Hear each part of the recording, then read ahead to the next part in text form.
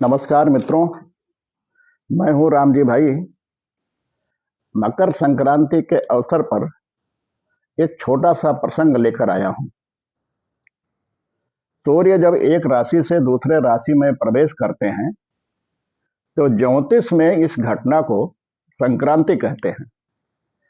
मकर संक्रांति के अवसर पर सूर्य उत्तरायण होकर मकर राशि में प्रवेश करते हैं, तो इस अवसर को देश में अलग अलग प्रांतों में अलग अलग त्योहारों के रूप में मनाते हैं। इस दिन से धरती पर अच्छे दिनों की शुरुआत मानी जाती है। इसकी वजह है कि सूर्य इस दिन से दक्षिण से उत्तरी गोलार्ध में गमन करने लगते हैं।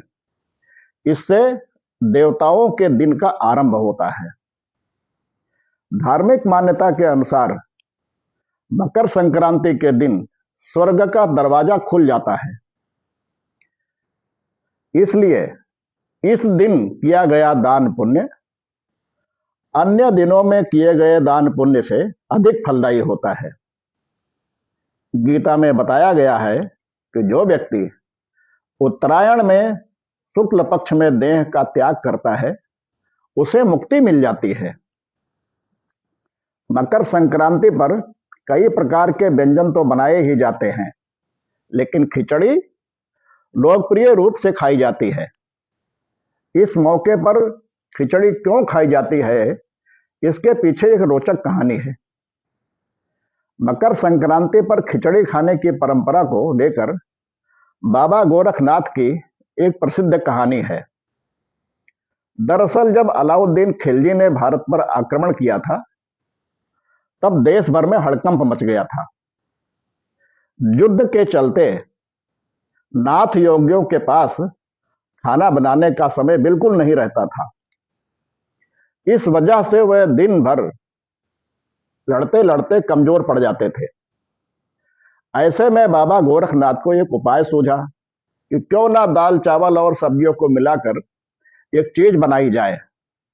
जब इन सारी चीजों को मिलाकर पकाया गया तो ये एक बहुत ही स्वादिष्ट व्यंजन बनकर तैयार हो गई। इसे बनाने में समय तो बहुत कम लगा। बाबा गोरखनाथ ने इस पकवान को खिचड़ी का नाम दे दिया। इसके बाद से इस दिन खिचड़ी बनाने की परंपरा की शुरुआत हुई। अन्य कई पौराणिक कथाओं का जुड़ाव भी है। ऐसी मान्यता है कि इस दिन सूर्य भगवान अपने पुत्र शनि से मिलने स्वयं उनके घर पर जाते हैं। शनिदेव मकर राशि के स्वामी हैं, इसलिए इस दिन को मकर संक्रांति के नाम से जाना जाता है। कहा जाता है कि इसी दिन भगवान विष्णु ने असुरों का अंत कर युद्ध समाप्ति की घोषणा की थी। उन्होंने सभी असुरों का सिर मंदार पर्वत के नीचे दबा दिया था। अन्य मान्यता है कि गंगा को धरती पर लाने वाले भगीरथ ने अपने पूर्वजों के लिए इस दिन तर्पण किया था और गंगा जी ने इसे स्वीकार कर लिया था। महाभारत काल में भीष्म पितामह ने अपनी देह त्यागने के लिए मकर संक्रांति के दिन का ही चयन किया था।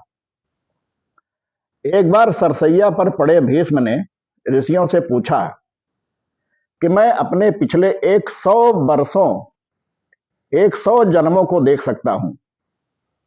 मुझे स्मरण नहीं आता कि मैंने ऐसा कोई पाप किया हो कि मुझे सरसैया पर सोने का कष्ट भोगना पड़ रहा है। फिर एक ऋषि ने उन्हें बताया कि आपने 112वें जन्म पूर्व शिकार को जाते हुए रास्ते में पड़े एक सर्प को तीर से उछालकर झाड़ियों में फेंक दिया था। वह सर्प बबूल के कांटों में फंसकर मर गया। उस पाप के फलस्वरूप तुम्हें यह सरसैया प्राप्त हुई है। भीष्म ने फिर प्रश्न किया कि इस पाप का फल 112 वर्ष बाद अब क्यों मिल रहा है। ऋषि ने उन्हें बताया कि तुम्हारे समस्त जन्म शुभ कर्मों से युक्त थे, अतः कहीं उस पाप को भोगने का अवसर नहीं मिला। वह पाप शुभ कर्मों के प्रभाव से दबा रहा। भीष्म, इस जन्म में तुमने अपने अहंकार रूपी वचन में फंसकर दुष्ट कौरवों का अन्न खाया और जानते हुए भी द्रौपदी को सभा में नग्न करने वालों का कोई विरोध नहीं किया। इस कारण इस पाप के फल को अवसर प्राप्त हुआ। भीष्म पितामह ने अपने पाप कर्मों के समन के लिए उत्तरायण का इंतजार किया और फिर प्राणों का त्याग किया। ऐसे ही फिर एक नया प्रसंग लेकर के हम आएंगे। नमस्कार।